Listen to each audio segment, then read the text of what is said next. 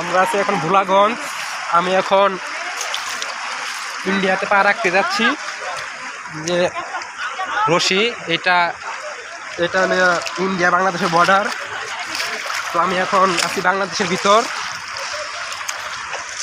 আর এই যে এখন হলাম ইন্ডিয়াতে, এখন বাংলাদেশে, এখন ইন্ডিয়াতে। যে এই রশি এটা হচ্ছে আপনার বর্ডার। এটা হলো ভোলাগঞ্জ সাদা পাথর।